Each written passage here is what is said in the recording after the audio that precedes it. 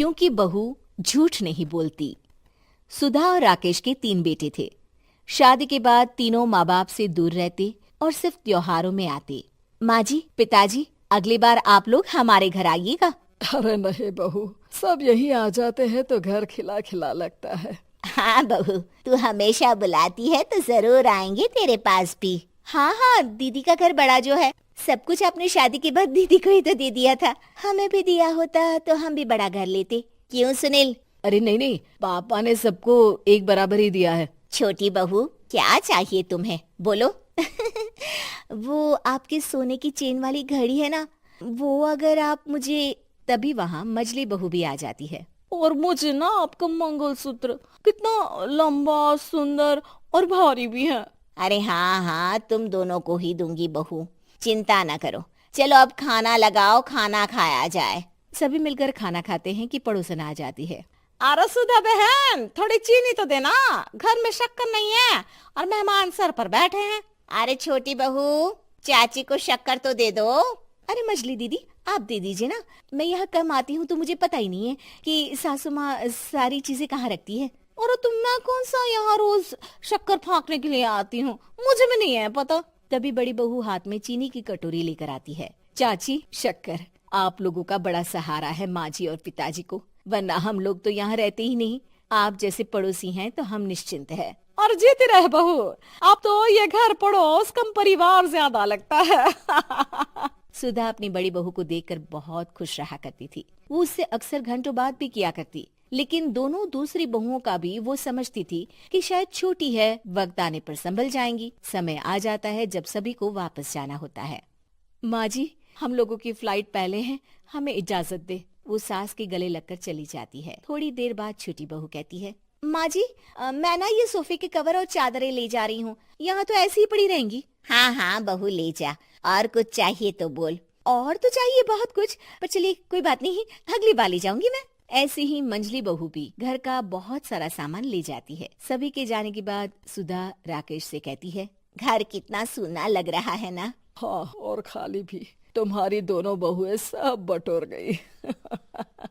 अरे ठीक है ना, हम दोनों ही तो हैं, कितना सामान लगेगा, फिर उन लोगों की नई गृहस्थी, इतना मत सोचा करे। समय बीतता है। ऐसे ही हर साल त्योहारों में सुधा और राकेश के बच्चों की बहू आते और जाते वक्त ढेर सारा सामान पैक कर कर ले जाती। लेकिन कुछ ही सालों में सुधा का देहांत हो जाता है। पिताजी, आप यहाँ अकेले क्या करेंगे? हम लोगों के साथ चलिए। अरे नहीं नहीं बहू, इस घर में सुधा की यादें हैं, मैं उसे नहीं छोड़ सकता हूँ। अब तुम लोगों की माँ नहीं रही।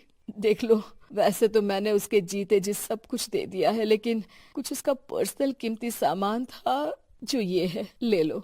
सामान में होती है एक घड़ी और एक मंगलसूत्र। माँ जी ने कहा था कि वो ये घड़ी मुझे देंगी। हाँ हाँ, पिताजी, माँ ने सबके सामने ये घड़ी सरिता को देने के लिए कहा था। उठा लो सरिता माँ की घड़ी। अब क्या था, छोटी बहू फट से घड़ी उठा लेती है। और पिताजी, ये मंगलसूत्र तो माँ ने मुझे ही देने को कहा था, याद है ना? वो सभी की ओर इशारा करती है। तू भी ले ले ये हार बेटा, कोई बात नहीं। मंजली फटाक से हार उठा लेती है। ससुर बड़ी बहू की तरफ देखते हैं। तुझे क्या दूं बेटा? पिताजी, माँ ने एक चीज मेरे लिए भी रखी है। सभी के कान खड़े हो जाते हैं कि आखिर सास ने क्या रखा होगा बड़ी के लिए। अरे माँ जी तो दीदी से प्यार भी ज्यादा ही करती थी, हमेशा उनसे बात किया करती। जरूर कोई बड़ी और अपनी प्रिय चीज दी होगी दीदी को। और देख लेते हैं ना, वरना तो हम भी बराबर का बंटवारा करेंगे। हाँ हाँ, कर लेना बंटवारा। लेकिन बड़ी बहू, बताओ तो, सुधा ने क्या रखा है तुम्हारे लिए? अभी तो हम लोग यही हैं पापा जी, जब जाने लगेंगे तो बता दूंगी। बड़ी बहू के मुंह से ये बात सुनकर बाकी दो बहुएं सोचने लगती हैं कि आखिर क्या है जो दीदी को सासू माँ देकर गई हैं। दीदी, ऐसा तो नहीं ना कि पूरे घर का आधा हिस्सा माँ बड़ी भाभी को देकर गई हो? तभी वहाँ ससुर आ जाते हैं। नहीं नहीं, ऐसा कुछ नहीं है। मकान तो तुम तीनों का बराबर से है। देखो, बड़ी बहू से तुम्हारी सास ज्यादा जुड़ी थी, न जाने क्यों घंटों बात किया करती थी। पता नहीं क्या देकर गई है उसे। और ससुर जी, आपको क्या पता, चालाकी से पूरे घर के पेपर में साइन करवा लिए हो, या फिर कोई छुपा गहना। आखिर मकान पूरा तो आपने सासू माँ के नाम ही कर रखा था ना। अब घर में ये सस्पेंस बन जाता है कि आखिर बड़ी बहू क्या लेकर जाएगी। फिर वो दिन भी आ जाता है जब बड़ी बहू के जाने का समय हो जाता है। बेटा, परसों तुम चली जाओगी, बताया नहीं, माँ ने तुम्हें क्या दिया?